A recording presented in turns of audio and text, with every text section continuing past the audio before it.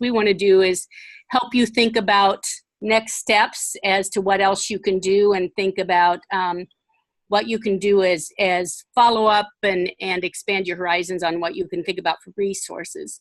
What this isn't is, other than telling you to go ahead and follow the processes in the letter and ask for feedback and think about the next application. That's what we can do as far as GPS funds. We have no control over the rest of that, but are happy that you applied and happy you think about that a little bit further.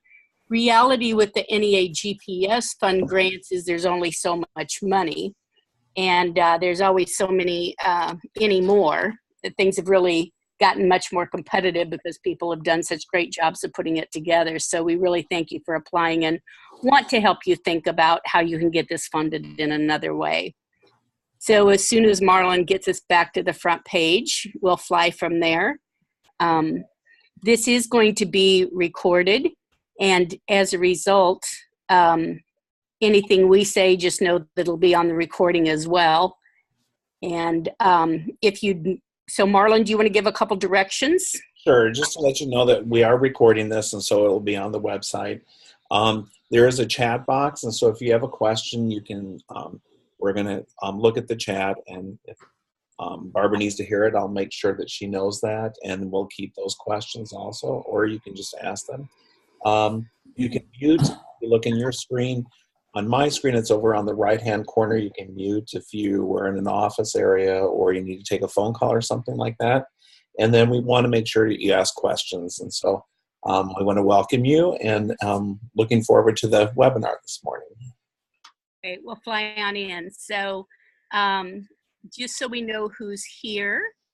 So do you want to go ahead and introduce yourself? We'll ask, so Marlon, you want to introduce yourself besides the critical technology and partner here?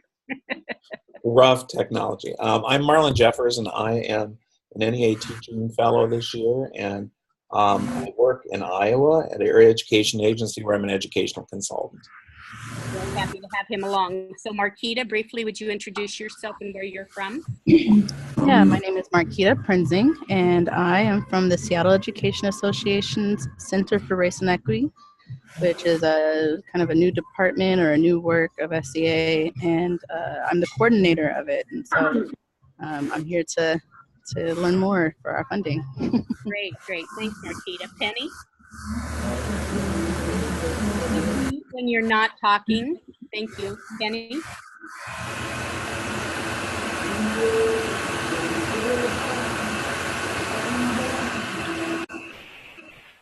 Please mute if you're not talking. Penny?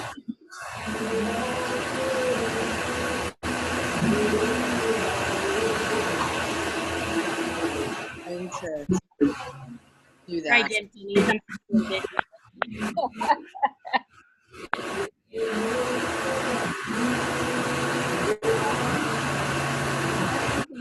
mute them if they don't mute themselves? Cool. So if everybody mute except Penny, that'd be great. Are you with us, Penny? I'm a UNISERV director for the Kentucky Education Association. Thank you so much, Penny Rogers. So Lou Ann, please. I'm UNISERV director in Kentucky for South Central Kentucky. Great, thank you, Lou Ann. AMCEVOY2, please. Hi, this is Annika McAvoy at SUNY Oswego. I'm also with Pat Russo. Great. Hi, thank you. Gary?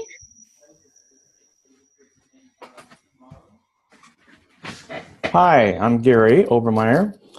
I've been working with a project with the Washington Education Association called Closing the Knowledge Equity Gap. It's about bringing the practice of special ed and general ed closer together and building personalized learning based on kids' real needs.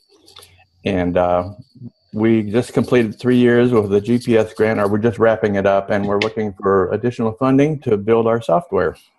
Great, thank you, Gary. Christopher?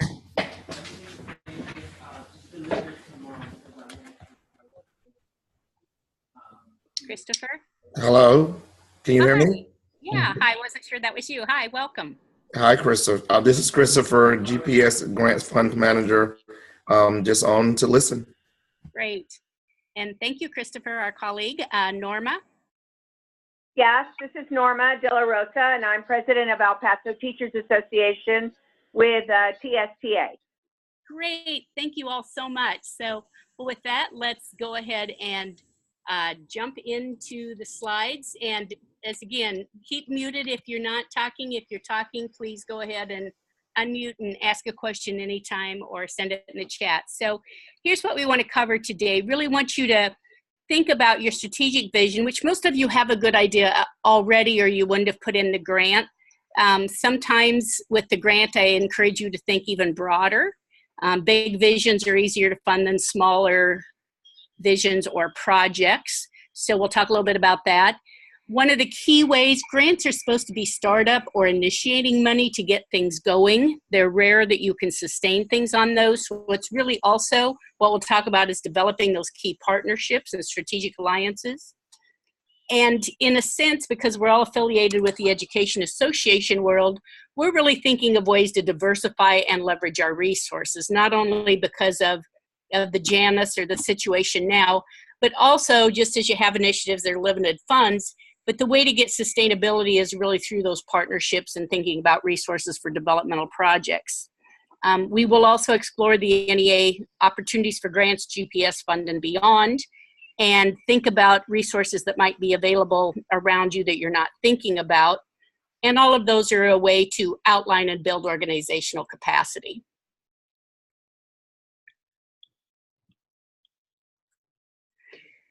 So our pathway for today is really to think a little bit more deeply about your strategic vision and who all's with you. That's really key too, because if you've been working on something kind of on your own and not engaging people that have more influence than you may, or who are from outside the entity that may need to be partnering with you, or from in the member engagement ranks, those are all components that make for a better resource development package and actually a better grant proposal as well. So it's not just program ideas, but as they tie into the strategic division, but you have to have the program ideas and needs identified as well.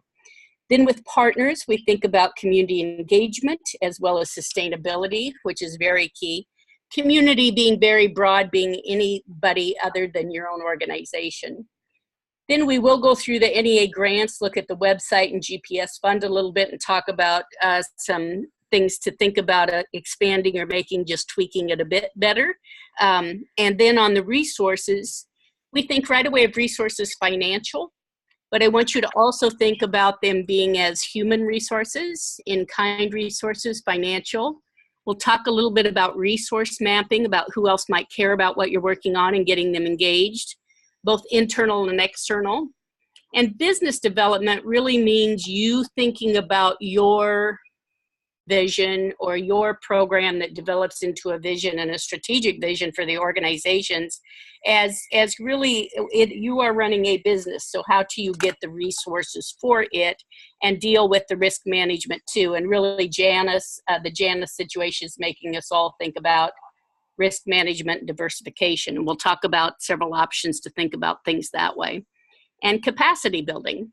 So that's the overview of where we're going today. Does that sound okay? So let's talk first about the programs you've had in thinking about the strategic vision. I like this statement when I was coming up through learning about all of this, because for those of you who don't know, I was a teacher for 18 years and then a school administrator and director of partnerships in Nebraska before coming to NEA. And I love this quote that was said a whole lot in the partnership world: vision without action is a hallucination. So it's a variation of an ancient Japanese proverb. So you've all acted already because you tried writing a grant, and it's still thinking about how you can broaden that vision or think who else wants to act with you. So we're not hallucinating. So as you dream of making a difference, one of the key things I learned along the way, and some of you have heard me say this probably numerous times, is it takes about the same amount of work to write a $5,000 grant, a $50,000 grant, $500,000 grant, maybe a little bit more to think about $5 million, but they are out there. So think about what you're doing, and if you're limiting yourself based upon this grant, the difference is thinking about it very strategically, make it a bigger strategic vision and adding 3 zeros. And that's going to be about the same amount of work in writing the proposal, maybe not running the program or getting people engaged, but think about making it bigger and adding some more zeros. We frequently ask for too little because as educators, we're used to getting so little. So try to get over that hump and think like a big business might think if they were approaching the project. As I was coming up, somebody said to me, vision and strategic intent are like, what do you have that you just have a bone and you're going to gnaw on it and dig at it until you get it all taken care of. And that's what I see the passion in many of you for your projects. You've all dedicated a whole lot of your life to where you're at and working on these things already. So keep a hold of that bone. Don't give up for it just because one thing doesn't work out. These are some of the people that I really admire that had great vision. Don Clifton's in the upper right-hand corner, came from a small town in Nebraska, wound up running the Gallup organization. And when he passed on and passed the Gallup organization, is in the Gallup poll onto his son, his funeral was broadcast in 22 countries and in multiple languages. So and he always talked about Colonel Sanders, and he said he met this guy and all he did was talk about chicken all the time. It was chicken. So just thinking about how much your passion has to be all-consuming in order to get to that broader vision. And there's many of my heroes are people that I find entertaining that have impacted our world today. So you have that same power in the vision you have, and I hope you stick with it and keep gnawing on that bone too. So with the strategic vision, it's really important to tie it, actually to write it all out like in a business plan, or that business plan is very similar to a proposal development. So, and then really tie that to getting the resource development plan together, not just a budget, but thinking about diversifying that in your business approach. We'll talk a little bit more about that, but that's where I'm going with the importance of vision. If you don't have that broader vision and think about everybody who's engaged, then here's the pitfalls. It can be too much of a one and done. And a one and done might not be a one-time event. It might be a 1-year event or a 2-year event or a 4-year event. You really have to think about where you want to be long-term. And then this might be one piece of that or the first step of that, and that's fine. But think about where you're going before you begin, because if it's not strategic, it's somebody's pet project, or you'll get it past one leader only. And frequently it starts with that. If you think of Martin Luther King Jr., he was a leader, but he got a lot of people involved so that even when he was gone, all these people carried it on because he was so good about collaborating and have everybody have a shared vision. So really think about that strategy in that way. So it's not just somebody's pet project. We've all been there and we've all done that. And it has to, again, it has to start there. Somebody has to have the passion. You're the beautiful creature with the bone that you're gnawing on, that you're going to make sure that happens, just getting people to go with you. And if you're not very strategic, then somebody offers you $20,000 for XYZ or $200,000 for XYZ. You either creep onto other mission and go away from your core, or you wind up chasing money forever just to have the organization stay together, not necessarily for the strategy that you began with.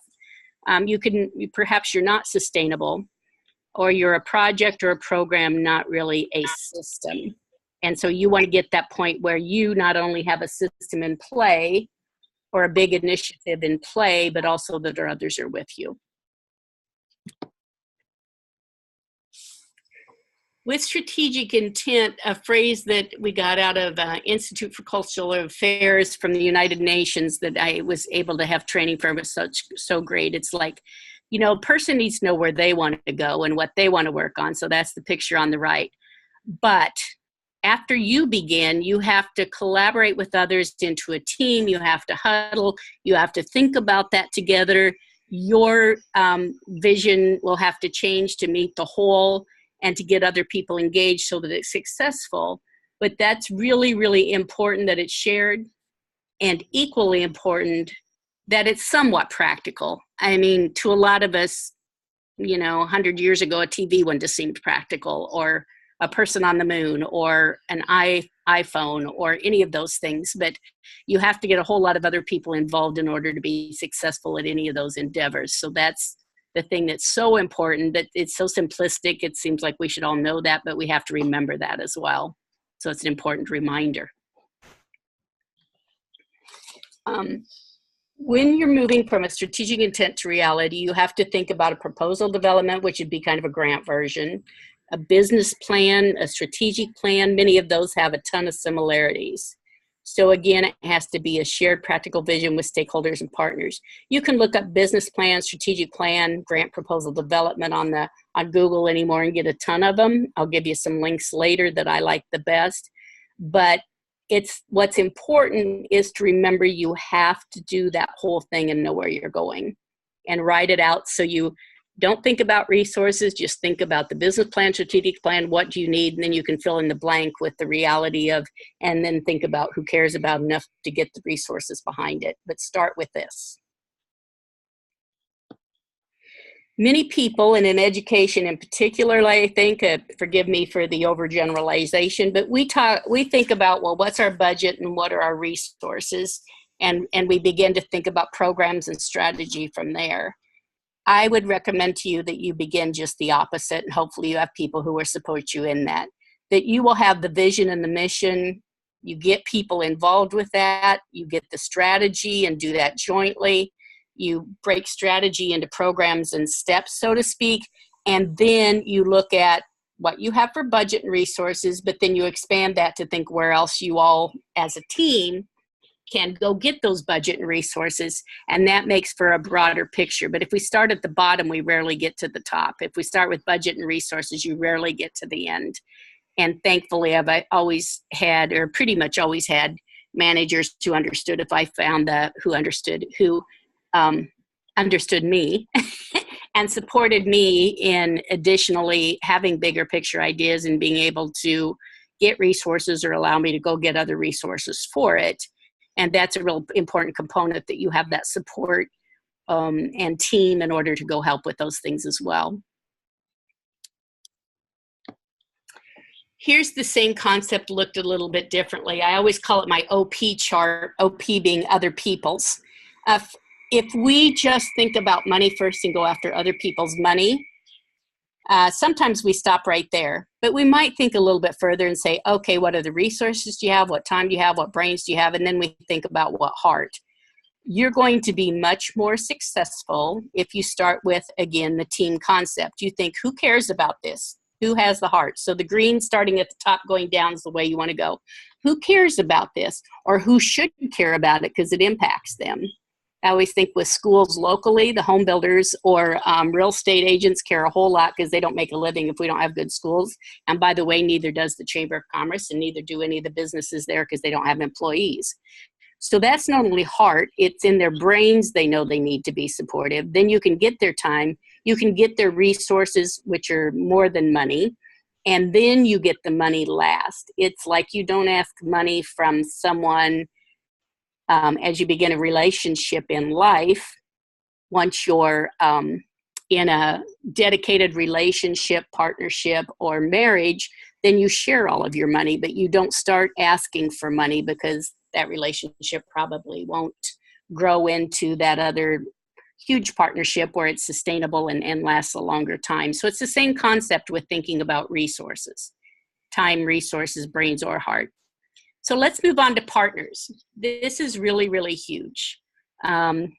It talks about engagement with other entities as well as sustainability.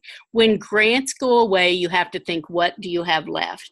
And if you don't want to be the only one chasing grants and other money, then you need partners, and you can't do all the work by yourself. So you need that. The partnerships are really the way to sustainability. Grants and other resources. Grants might help you get started and get people to the table, but the partners are the one who all figure it out together to keep something going. And it might include grants, but a one-time grant is going to be a one-time effort all too often if you don't think about that. With partnerships, you have to make sure, again, this might seem like common sense. I wish it was enacted that way. But you have to think about being equal no matter what you're bringing to the table. They have to be invested in the shared practical vision. One of the nice things I like about the partnerships is that people bring a variety of data, and spending time with that really helps you understand and get information from other people that you would not have otherwise. And frequently we think, oh, what's the need? We need to do a survey. Well, people have surveys morning, noon, and night from every organization that exists usually. So have them bring their data, bring their people, bring their resources. And then together you can share in the failures and success and hopefully be in it for the long haul. But do remember, they don't want to just hear your vision. They want to also be in on the planning and the development for the most part. So I love watching Shark Tank, and it's like, for 5%, I'm not getting up in the morning. And I thought, yeah, they want to be in on the development as well. So that's really what builds sustainability. One of the nice things about getting things like grants is, as educators, we're frequently not at the table where decisions are made. And one of the grantees we worked with only got 1 year instead of 3 years for a grant, and they were devastated. So before they even met, we talked, and they said, we're never at the table. And so figuratively, not in actuality, we said, well, buy your own table. Treat them like you would want to be treated. And they wound up, by the end of that meeting, of inviting everybody who cared about music education to the table and just talking to each other and explaining what they were trying to do, and asking if others cared about it, would like to be a part of it, what did they think of it, all the rest. By the time they left that table, they had 3 years of funding from the other entities that were at the table, and they were all in it together. I would advise those meetings happen prior to a grant proposal, and you come with the partners to the grant. It makes the grant proposal stronger. True collaboration, another one of the favorite sayings of partnerships, happens when everybody puts their money in the middle of the table and decides how to spend it to achieve a shared common or practical vision. I really like that one. Collaborations are really hard because people have a lot of other agendas, but that's important. I'm going to take a breath here and see if anybody has any questions yet or comments.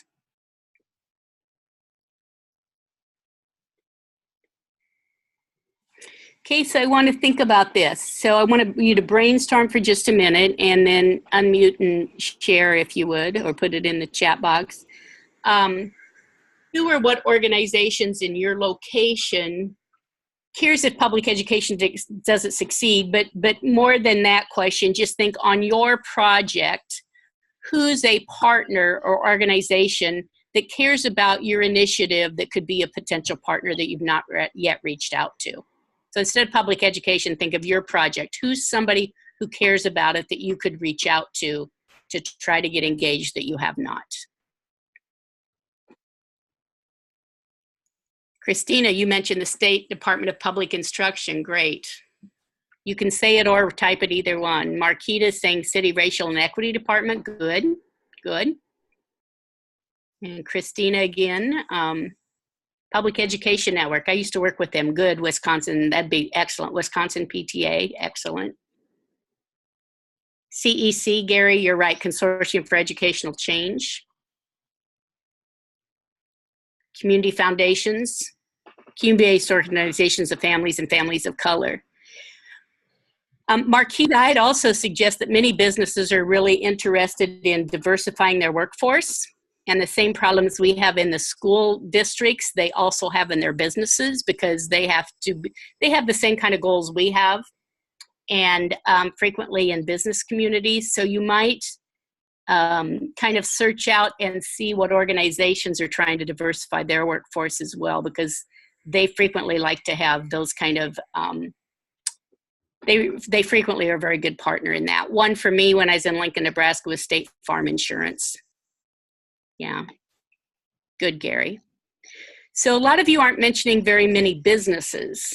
So try to think too of, and Public Education Network frequently has some businesses involved. PTA might have some connections to that. But think about some business entities that might too. Again, I mentioned, particularly if you have a a city setting or a statewide corporation that serves the whole area or nationally, they're going to care about a lot of the issues you're taking to. We're not just the pipeline to prison that people talk about, we're the pipeline to everything. So hardly anyone is not going to be interested in what you have to do in education. We just have to frame it in that way. Other organizations that are like us and are nonprofits or not-for-profits might have some resources or business connections, but the deeper pockets might be in some of those other entities. If you think about Wendy's, their entire platform on social engagement is really around the fact that his daughter was adopted. And you wouldn't think Wendy's adoption and kids, but yet that's certainly apparent. Target has had a huge interest in performing arts, and it's mainly because their CEO loves the performing arts. So those are things to think about, research, and pay attention to, because it makes a lot of difference in who might be deep pockets that come in. Marquita, you're right, and we're going to talk about ways to get around that unions can't receive funds unless they're not tax deductible. So we're going to give you ways to diversify around that. So think about who has an interest in your vision.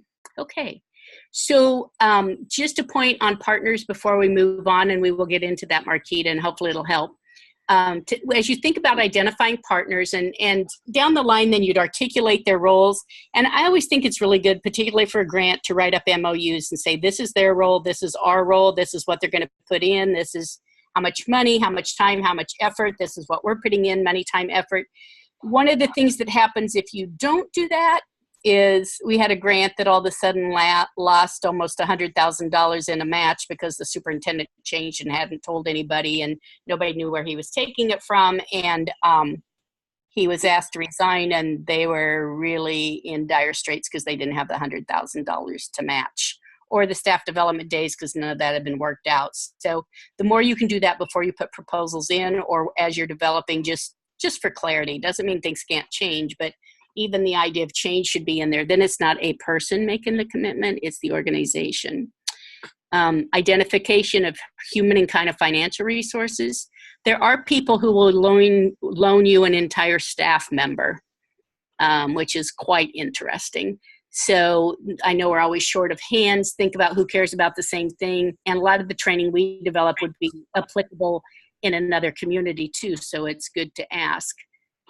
When you have to ask what's in it for people, and it sounds like a tough question, but it really is helpful. And many, particularly corporate or business people, will say, oh no, we just want to help.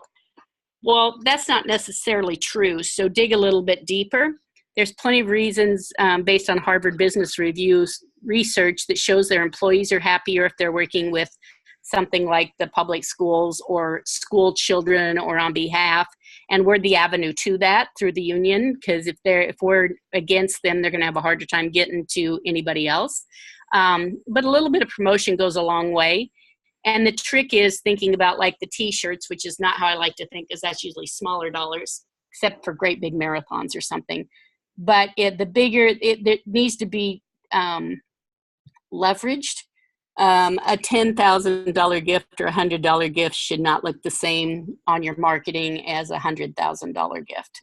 So you have to think about all those things as you go along too in partners. You're not selling your partnership, but you do have to recognize partners differently.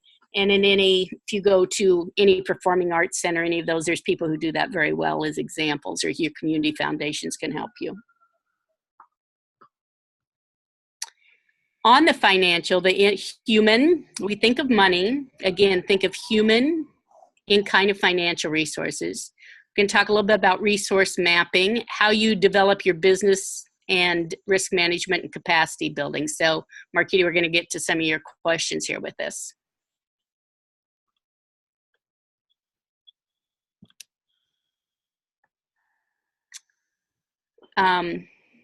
Sorry. No, you're okay. Avid clicker. It's going the wrong way. For some reason, Thank you. You're there. Okay, there you go. Thanks. So when we talk about human, we're really thinking about people, which includes members. So for all of us, I hope you think about having a professional development committee for your affiliate. And if you do, can there be a, you know, it's all structural and you have to go through all the channels, but is there also a, could there be an advisory committee that's joint from all the partners that come to the project? And you don't want to be overly managed, but advisory would be great.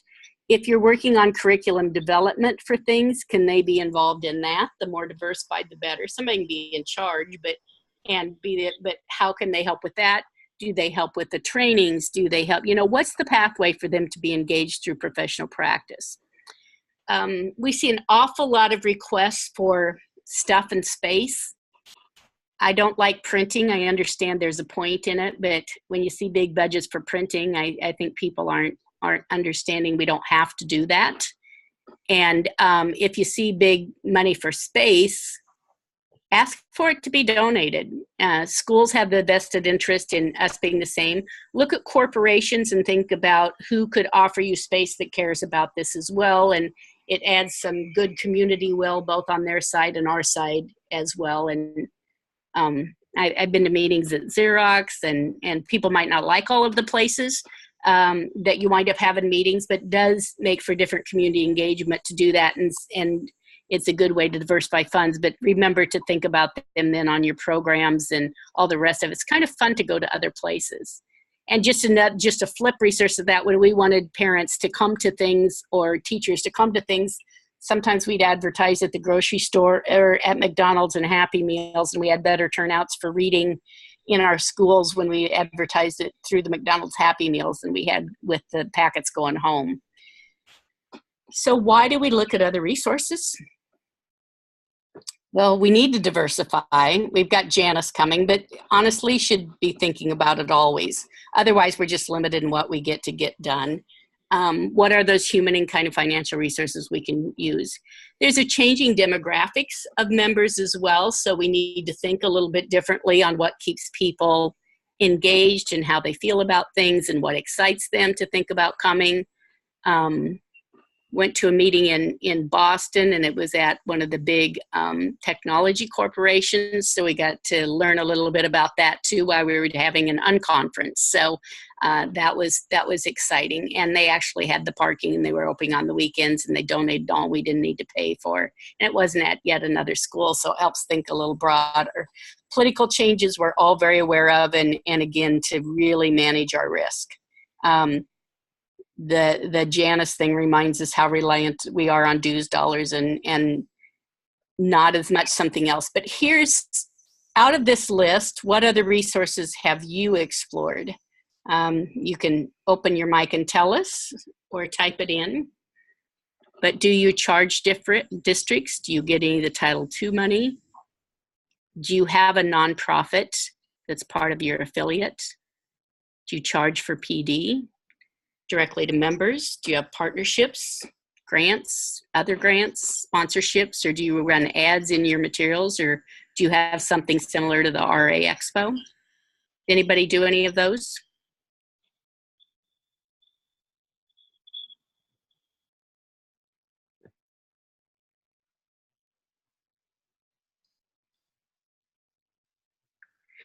Nonprofits as part of the affiliates? Sure, Marquita. So just like NEA has an NEA Foundation, that is a separate organization, but NEA is the major controlling force of that. So people can start their own nonprofit from their affiliate. And I think about, I'm not going to give the number right, but more than 20 of our affiliates have nonprofits. You don't have to have your own nonprofit, and I'll talk a little bit more about that too.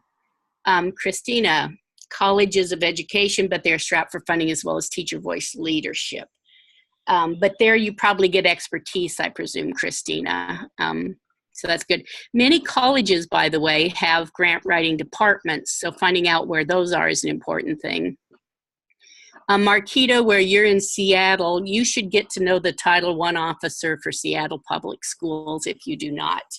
because they know how to write federal grants, and you'll see where that can be beneficial a little bit further down the line, but let me talk a little bit more about that. So Julia, you work with a nonprofit that charges for PD and presumes it's great. That's great. So Marquita, who can you talk to about developing a 501c3? Is that the question? Yeah. So I have a book that I can send you that I wrote when I was with Public Education Network. It would be up to your board of directors to pursue it. But just so you know, you don't have to develop your own. You could work with your community foundation and pay them overhead. Or you could also work with NEA and through the 8th floor Daya's office, and I'll give you her name. NEA can handle your grants for you and only takes 2% overhead, which is unheard of. But then you don't have to worry about that whole structure and having staff and having that overhead. You can just have the grants and things and run them through if you just need it. It's basically having a 501c3 status so you can get the grants, but you can send that off and just pay 2% overhead, which is very inexpensive. WEA with Department of Ed's very good. And most Department of Eds have a lot of grant writers that you could partnership, so you need partner with.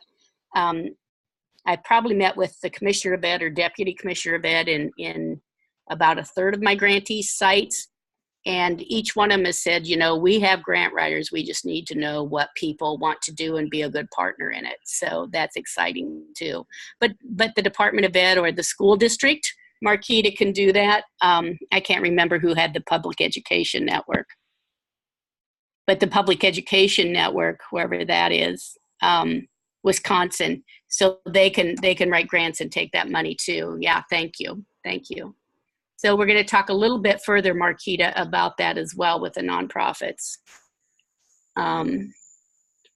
When you think about your community or your state or your content, doesn't matter, whatever your circle of influence or expansion wants to be, thinking about the strengths or resources. When I say community, community is however you want to define it. Your state, your community of who cares about special education, Gary, or technology, or reaching kids, who cares about social justice, racial justice, equity, all of those things, that can be your community. But get them to think about Uncover Solutions. But when you sit down and literally think of a map or drive, I used to drive around the city. But when Lincoln, Nebraska was where I was operating, I'd drive around and I think, okay, if you have telephones in this community, no matter how large or small, you've got phone companies. If you're driving on roads, you have Department of Roads. If you have, fill in the blank. I mean, if there's banks, then you have the banking industry. If there's homes, then you've got home builders or real estate agents. You always have all of these things that can be assets to address community needs. Again, we are the pipeline to everything. And no one benefits if that becomes pipeline to prisons instead of pipeline to everything they need, because that's a drain, not an asset. So think of either drawing out a map like you did in kindergarten, first grade, where's the gas station, where's the grocery store, where's all those other things, so that you think seriously about, well, who might care about this? And then look at some of those big companies' websites and see what they give their philanthropy to, and then read up on CEOs who make a lot of decisions about the fundings or other foundations, and I'll give you some links to try and find those. Gary, good that you guys worked with associations in 3 communities. So again, in the business development side, as your organization's talking about the changes coming up, there's examples of associations who do all of these things. And we're going to having other webinars on these. Some just use dues, they're in trouble. Some have fees for service. For instance, if the school district wants them to come in because they're such good professional developers, then they charge a service just like an outside entity did. Some can take contributions for the professional development, grants and other revenues. Some have a nonprofit partner or their own status. So again, you can partner with NEA to be your nonprofit partner. You could partner for 2%. That's the lowest I've found. community partnership, public education network, any of those others that you can funnel money through. Just watch what the overhead is, but it's still going to be probably cheaper than getting your own staff members. As you develop and get a lot of grants, it might be wiser to have your own nonprofit status, but that's an option that you need to think about.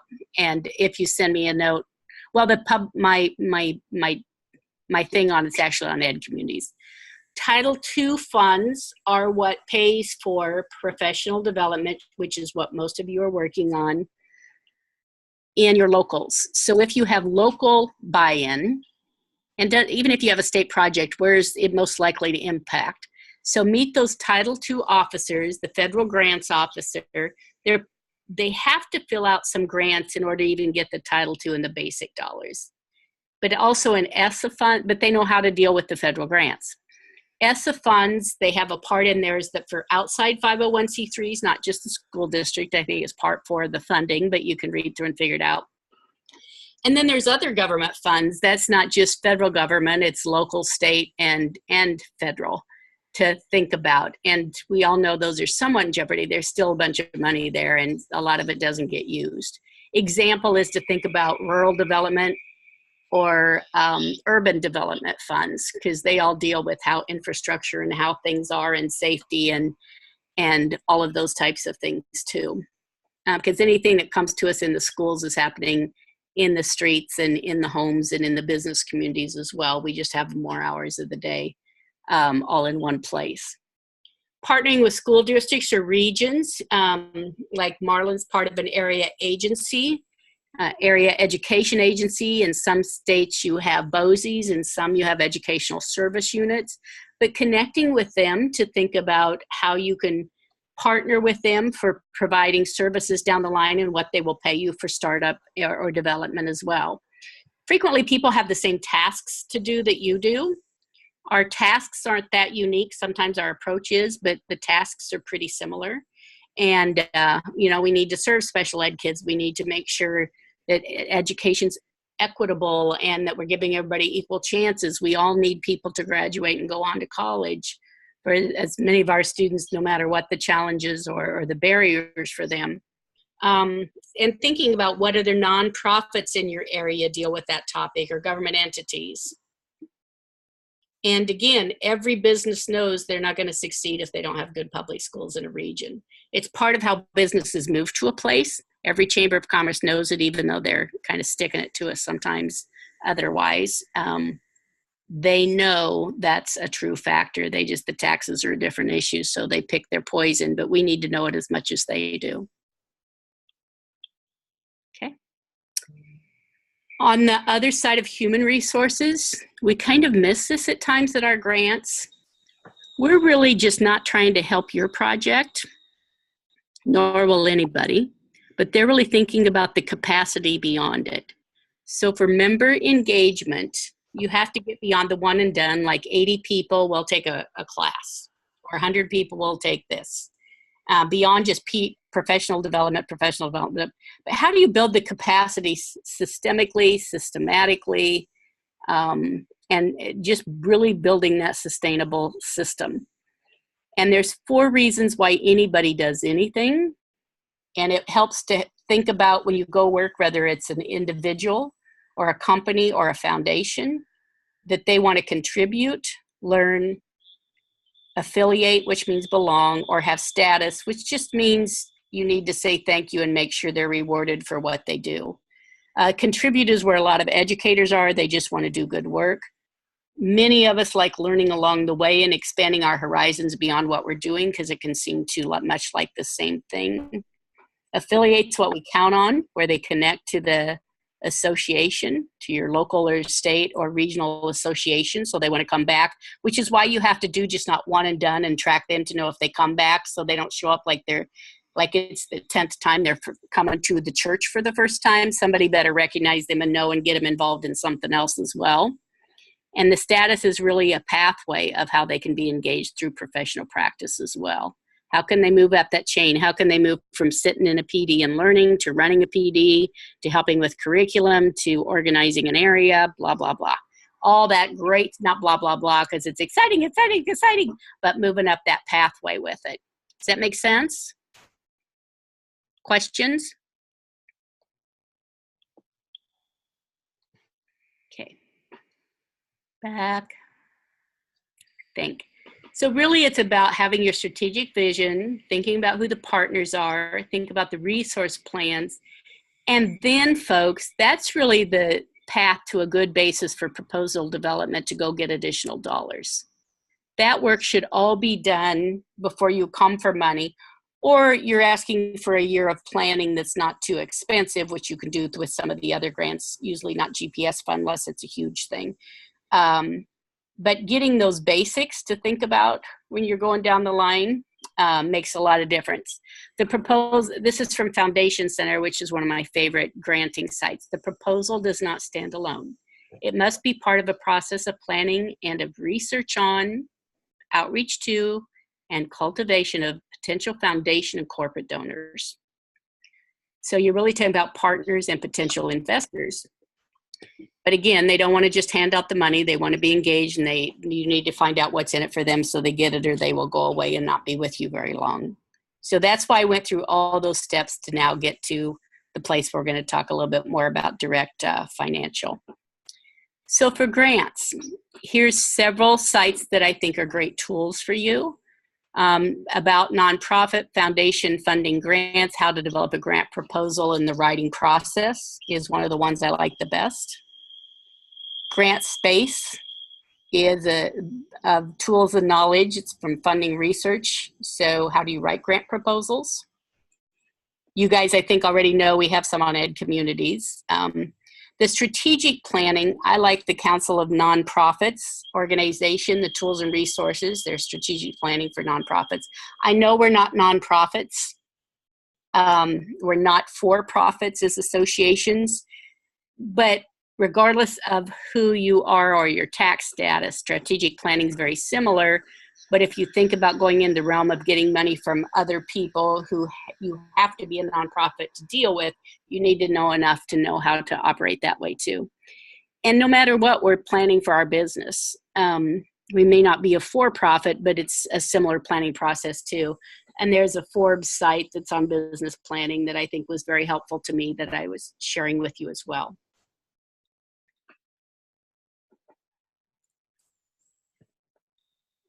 Again, thinking of ways to leverage resources you might get otherwise. Make sure to partner with a district or region on Title II funds. Go talk to them, play nice. See what you can do, but go in just as a learner to begin with to find out what they're doing. You don't want to go in, I don't think, in a community in particular, I don't think you want to become a competitor with them. That's not a great way to exist. Unless you're just trying to take over the district and think you can do that, or take over a region, do that. I just think it's always easier. They're kind of like we are. They're a 1 or 2 person shop most of the time, if that, or it's a third of a person's job to deal with title funds. So playing nice with them helps them be more successful. Usually the staff development office of a location or locations is also tied to Title II funds. That's how you get your staff development officers in larger cities or in the BOCES or ESUs or the rest. That's that system for how the money from the government goes to schools through these locations. So if you want to get some of those funds, because they aren't doing professional development a lot in the schools, because they're also limited capacity. I mean, if everybody's saying our school district's not giving us good PD, and one of the states did that kind of research across the state saying, where are you getting your PD, how is it? And then they compare that to what they're doing through their affiliate. That's really dynamic information, needs-based, strengths-based on what they're doing well. They go to them, and you can compete with them or you can collaborate with them. But if you go in antagonistic, then you're not going to get any of their funds. If you go in collaborative, you may get some of their funds and fight for them to get more. But if that's the system, use that system is what I'm saying. And if they don't want to do anything where they just turn it over to you, they can hire you as a vendor to come and do it. Too many of our affiliates go in and do that for free for a school district. If you weren't doing it, they'd be paying someone else big bucks. So think about those dues dollars. ESSA funds we've talked about, parts can go to any 501c3. So you can partner with a 501c3. A PD provider or technical assistance provider. you know, hopefully whatever professional development you're doing for people, you're tied it to that they can get their CEUs or college credit or professional development as well. That's important in most places, not all places, for them to move up the ranks. So if you're doing things outside of that system, you should really think about how you can add that value of giving the official credit. I mentioned the foundation partners you could use. There's community foundations, there's public education networks, there's, you know, NEA that can help you. There's foundations at the universities frequently that can help. That even if the foundation's in a whole nother city further away, if you're in their region where they draw from, that can help. Work with them to see what they're doing. They may put you with 10 other people if you're in a smaller region, like let's say Kentucky, ladies, and they oversee that kind of area too. They have grant writers. They could pair you up with other places, and I'm sure they have an interest in outreach to rural United States and rural state as well, and serve them, so they can have grant writers that help you. You don't have to always be the grant writer. And then think about the Department of Ed, as I've mentioned, as grant writers too. For the NEA Foundation, I think they charge 4% to be your 501c3. I believe, and again, this could have changed. This is based on my, oh, Marquita, hi, thanks. Okay. So the Strategic Intent Office is DIA, and she has a 501c3 where you can get 2%. NEA Foundation is 4%. And then also to think about tools on the NEA grants for Great Public Schools on the right-hand side, or if you just search webinars, you'll get a whole list of webinars that talk about this too, and that's where this will be as well.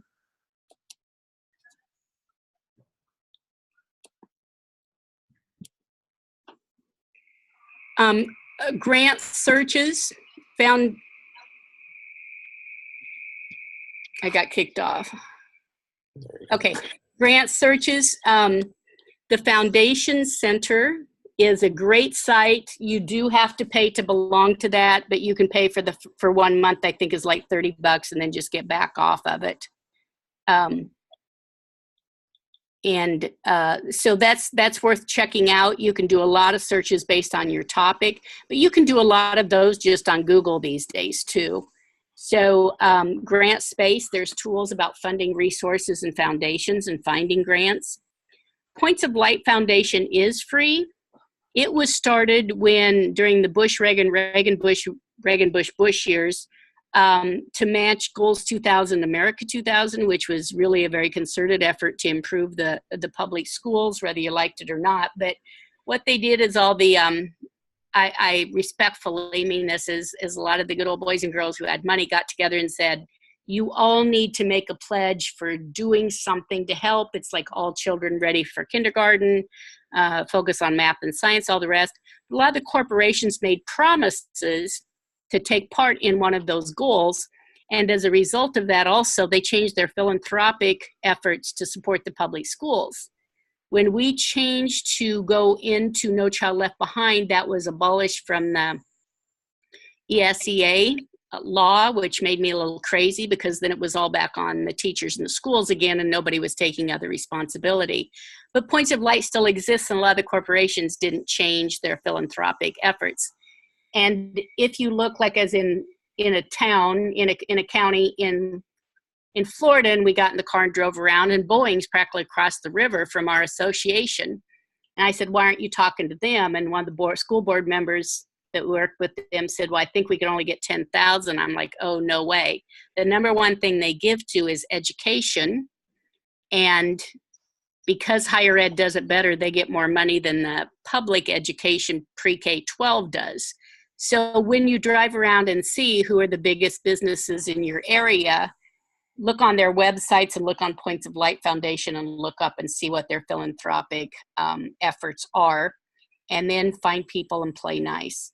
NEA and our affiliates can be kind of a tough date, I always say, with that, because we have a lot of standards. We don't want to work with certain people. That's up to you and your board to decide some of that. Then under AlbionPlusChange.org, pledge companies, don't look just under education. And I say that because who's the number one or number two employer in every community? public schools. So those are our members. So a community is not going to do well if we don't do well. So look at workforce development, look under equity, look under diversity, look under, you know, just think of all the words that could describe your work. I'm sorry, I'm stumbling a little bit with all of that. So, and then the Get Education funding, there's a link as well. So there's many opportunities to think beyond just the GPS Fund grant. My goal, honestly, folks, even if you got a grant, and I'm sorry you didn't, but is to think beyond. Even if you got the money you looked for this time, after that, it'd likely be you have to think about where you're going to go next. Rarely are people just done when they get a taste of this. So thinking in advance of where you can go for the next steps is kind of a good thing to do. I hope you understand. Hope that makes sense to you. Here's some others. There's a foundation center, again, is a subscription. Again, you can get a lot through just Googling different topics. If you're in a state, say foundations in Wisconsin, foundations in Seattle, and you'll get a list, and it takes a little homework, but well worth your while, I think. Teacher Professional Learning Org, steps for funding for teacher leaderships, and then the grants.gov. And I do my little warning label, as if, right?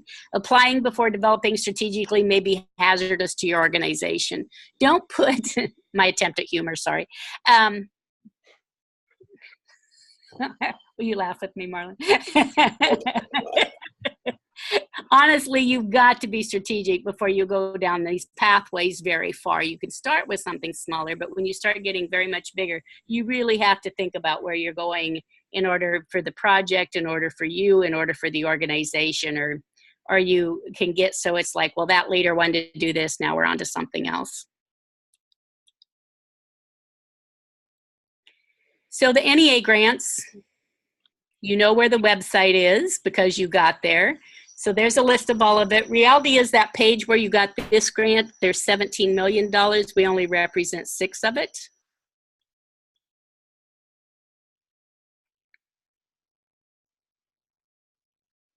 Well, that's wonky. There you go. So when you went in the NEA foundations, the first part, that's really for individuals. That's for your members to get help in a classroom. They do have a little thing on the right that says write a grant, but that's for your school or for your students, not for the affiliates. Necessarily, they do some things with affiliates. Usually those tend to be larger joint projects with multiple affiliates, like they did a huge thing on trauma-informed education that was impressive. But it's worth talking to them, and that's something executive directors and people are very good about, making that link with them. So then as you look under partnerships from that same page, it's on the, go ahead and click again. It's on the right-hand side. Oh, excuse me, no, go back. I apologize. I thought there were arrows there. My mistake.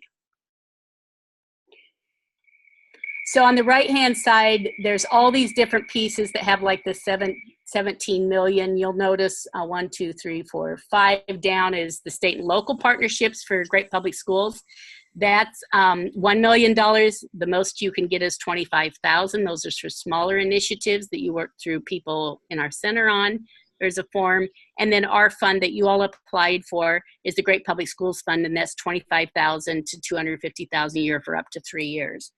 But all of those other entities also have applications, and they're different departments within the organization, and this all represents 17 million. So take time and pay attention to all of that because there is some overlap. Organizing in urban locals, media assistance, minority community organizing and partnerships might make some sense around some equity types of things. So student-centered advocacy grants as well. So yeah, there's where the 2 are. Thank you, Marlon. Okay. You click on those to get further. So all of the grants that are awarded, you can see who's gotten the NEA GPS Fund grants before. And we try to connect on www.mynea360.org. If you're not on it, I recommend it. So that you connect with the group. That's really about processes. People share a little bit of their stories. We're going to be diverting those into more classifications here in the next 6 weeks, we hope, where people will talk pretty strategically about who's working on equity, diversity, and cultural competence, who's working on, what are you doing around partnerships, who's building a center for teaching and learning, so who's working on recruitment and retention, which also means mentoring, induction, and PAR and the other programs. So we'll announce that on the MyNEA 360. Here's those topics that I just talked about. We'll also have two groups on partnerships and diversifying funding. Really, almost all of the GPS fund grants work kind of into these categories. We thought we had 10 categories. It really fits into this. But all of them have to think about the last two. Partnerships is the only way they're going to be sustainable. They really do have to think about diversifying funding if they're going to grow and sustain. And the member engagement and who you have engaged and how you have them engaged beyond, I say, the behind in the seat. To say you have 85 people attending something or is not cool, that's attendance. We don't really give awards for attendance, so you have to think beyond that. That's not meant to be snarky, it's meant to think deeper. My attempt at humor. So again, overall, you think of the strategic vision, the partnerships, there's NEA and other grants and resources. So that's kind of the pathway we've gone through. So to review, as you think about the proposal and resource development for next steps, you have to think who cares, invite them to your table, people will come, or in the case of like we were developing biotech courses because the science community was letting us know we didn't have those, so I had the head of one of the science companies invite all of her cronies and I invited all of mine in the schools. So they came together and decided what to do. Then you need to have the needs assessment so you know what's happened before, research what everybody has for information, so you're basing it on what works. We talk about innovation in these grants. Reality is a lot's been done. And whereas, I mean, if we haven't been to Jupiter yet, that would be an innovative idea. But other than that, there's probably historically people who've done similar types of things that you need to pay attention to and learn from, so that we're doing something that works to the best of our ability, but understand it won't all work, and that's okay too. Think about your SWOT analysis. Do your environmental scan internally and externally for human and kind and financial resources, for partners, for what information exists, and then you do the plan from there. Then you do the description. You think about measurable outcomes with timelines. You implement, you assess, wash and repeat, right? You go through that process constantly. So that's the reminder of kind of that process. Also thinking about SMART goals with measurable outcomes. Assessments also an other people thing. Someone else might do assessment better than we do. You can partner with the university. You can put money into a larger grant to have someone do an evaluation. But don't just say there's $20,000 for evaluation. It's like, to do what? Because I don't like funding things that I don't know what they're going to be. Everybody wants media of some sort, so think about promotion. And you should have it too, because part of this is how members feel engaged and proud of your affiliate, so that they know the difference between you and the school district and some other vendor. Think of the jobs you need done and work smart. Find those human resources. People will be on loan or on leave from work, or they can do it as part of their workday. All of it, time and kind financial resources, kind of lay that out as a plan. It's a lot of work. I don't know if this seems overwhelming to you if you've done the process. It can be a lot of work, but man, what a difference in the outcome. All of these things that you listed on this can be a match. The people who can work with you on committees is a match. The people who are offering you expertise is a match. If you're using someone else's building, that's a match. So even though NEA doesn't require a match, a lot of places do. And we're trying to get you to think about those so that both for NEA and other proposals you might go after are helpful to think about it in that way.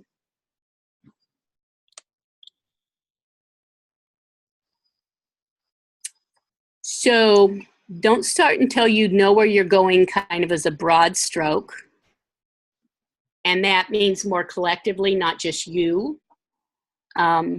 Think about what you're doing and make all the plan. I think that's pretty apparent from the presentation today that, you know, you can get together with a couple people, think about doing something, but if it's going to be sustainable, you have to know when you start how you're going to get to that place so that you have the sustainability plan somewhat in place as you begin.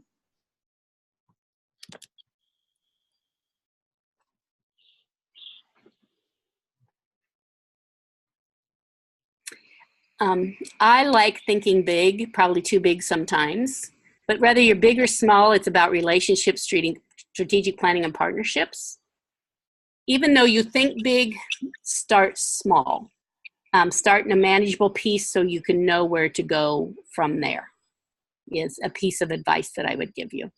And small could be 750,000. It doesn't have to be 20,000. The way that I ask that you stay informed, please, is to stay at mynea360.org. That's Ed Communities in the group called Grants for Great Public Schools. You can reach all of us through there at any time through private messaging or post a question, and people are very, very helpful. And so now I'd like to know your questions, your needs, or your general comments. So go ahead and unmute and talk, please. Love to hear from you. Hopefully this was helpful, but if it wasn't, tell me what your other questions are.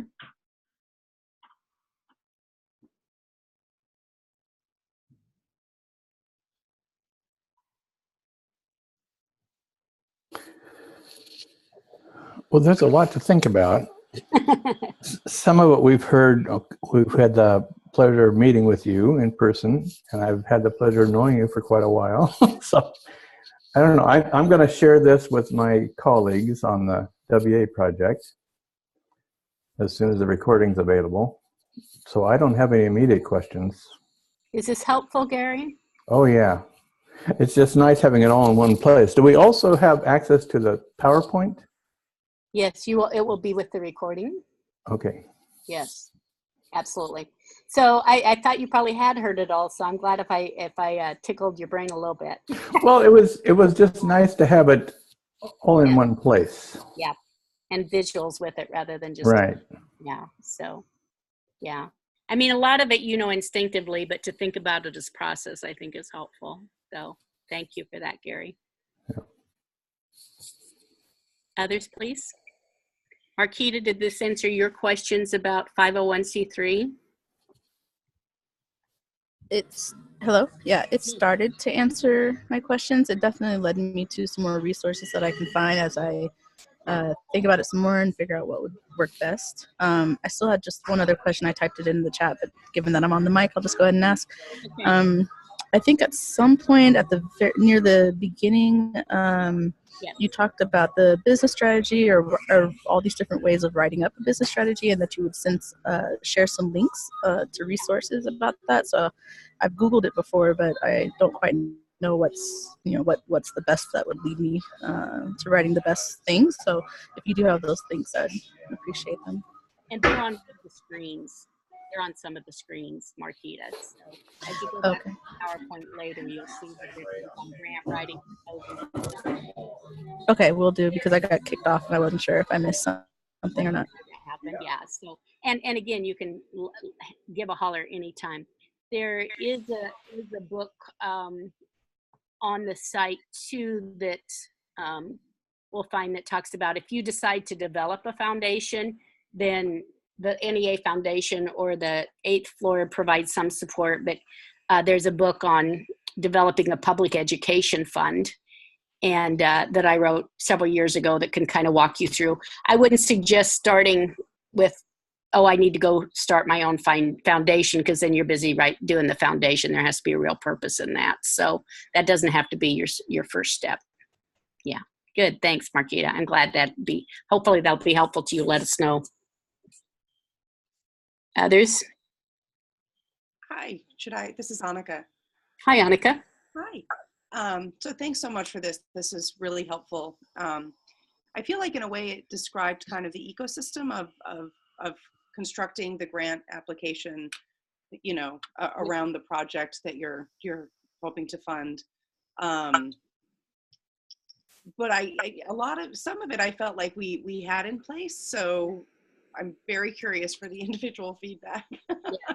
No, well, and you may have, because the reality at the end of the day for a lot of funders, there's just only so much money. Yeah. But that's why developing the relationships is important as well. I mean, there's times I knew I was getting a grant. NEA wouldn't be this, but I knew I was getting a grant before I ever put pen to paper, because I developed a relationship with the funder. Yeah. So corporate foundations are good about that. So as you do things more localized in a state or a region, that can happen a little bit more because you know somebody who's on the grant board. Yeah. Or you wind up working with urban development, rural development, workforce development, and find out what they're working on. And there's overlap. I mean, there's surprising overlap. I was sitting at a meeting one time and found out that urban development had a $5 million grant. We basically could access about $1 million of it. Who knew? I did not. So just by even meeting with people to find out what funds they've been given in block grants to our areas, you can find ways to tweak what they're doing into tweaking what you're interested in doing, and you both sit down and work that out. So meeting with people, that's why meeting with people who care a lot matter. But we'll frequently hear from our oversight committee that, you know, over 2/3 of the grants were very fundable, and they just didn't have all the money, you know. So, and you know, just like home, I don't get to renovate my bathrooms yet. You know, I don't have the money. So, as much need as there is, you know, you have to wait till there's more money available. So when you get the feedback, I think it's important you have that and then know what you need to tweak a little bit, because it may have been 1 point or 2 points or 3 points, you know, between you and the person above, and that's hard to take, but at least you know it's not a writing thing, or there's one thing you can try to do a little bit better. Yeah. Thank you. Did you feel like this helped go deeper or a little broader? Oh, yeah. I mean, I think especially, and, you know, in our, you know, so ours is UUP led, ours is university led, partnered with the district and the Syracuse Teachers Association. Exactly. And even in the process, I know what entities in the community that additionally that we could bring to the table: community-based organizations, the Community Foundation, Center State CEO. And I think even in the process of putting the grant together, we got a much better understanding of everybody's very clear interest in what it is, you know, in supporting teacher residencies in Syracuse. Yes. So I think that platform is great for us to now grow into those other entities, to come back together. And, you know, so it's a little bit why I'm so chompy for the feedback, because I feel like I want to go back to my group and I want to say, this is what we got right. Here's what we need to tweak. We have much more time now than we did even for the original application. Let's get these other folks at the table and let's, you know, blow up this balloon. Let's, you know, so yeah, I think, it just kind of reinforced my sense of, yeah, we do need to get these people at the table. So it was great. It's great. Good. And the two things that are different with our GPS fund grants that aren't really part of other people's in the same way is that for us, you always need to think about how many members are engaged. Mm-hmm. And that's in everything from planning to engage, you know, at all steps. And then how does it build your affiliate capacity? Yeah. So that you're talking just reminded me to say that again, because I think that's important for us to think about with GPS fund grants, that our only two goals at NEA are thinking about building affiliate capacity and helping our members engage to make a difference for student success. Yeah. So with that comes, I mean, a lot of our grants deal with professional development. Again, how do you get beyond them being a participant in a workshop to them growing through that pathway and taking lead roles for member engagement? Mm-hmm. That makes a lot of difference. We had goals like 100, I don't care if it was 18, 180, or 1,800 members involved in PD. That's not an outcome, right? That's behind it. That's attendance. So we really have to be careful about those things. To me, that's one of the things in the GPS fund grants, to go deeper, deeper, deeper. Anytime you can go deeper on capacity building for your affiliate, mm-hmm. and deeper on the member engagement, those things would be key selling points. So that's just general advice, not specific to yours. We get to talk to you later in the week, which I'll be excited about. Yeah. Other comments? Thank you so much. Other comments? Okay. So hopefully, you've identified ways you can achieve your strategic vision by thinking about diversifying and leveraging resources. The partnerships that I think you've all talked about a little bit or thought about a little bit more. Don't be afraid to apply again. If I hear anything that says this just doesn't work, I'd be pretty straightforward with you. You know, I think people are.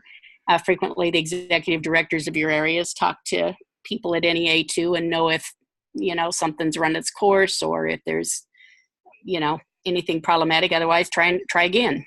You know, look at the other NEA grants, other resources available. And if you have questions, we're available either through the My NEA 360 or shoot an email. But thinking about ways, this goes back to what I was trying to say, think ways you can achieve your strategic vision, but really outline ways you're going to build organizational capacity as a result. Because the outcome isn't, for instance, having restorative practice or cultural competency classes. It is making a difference for students in the school and changing the school climate so students can be successful is an example there. It's also about making sure that those members engaged feel an affinity and feel like they have a pathway to be engaged with your affiliate. So those are the differences in thinking about our grant that you need to think about. How are you drawing them back in, and not just to go to policy and politics? How are you drawing them back in into the professional practice family within your affiliate so that they can grow and develop and be a part of it and take on additional roles too? It's a big ask, but that is what makes this unique to the point. So any other reflections based upon today that people would like to share?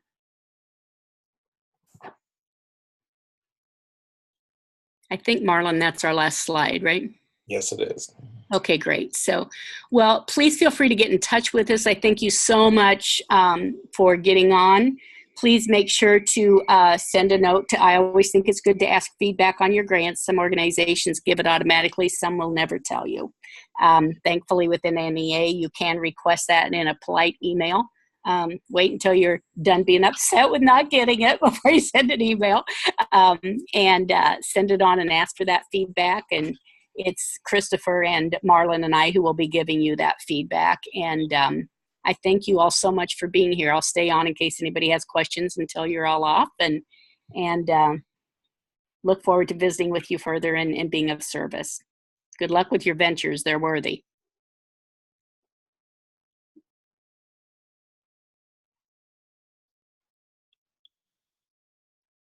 By the way, this recording will be on Ed Communities in that group too, my NEA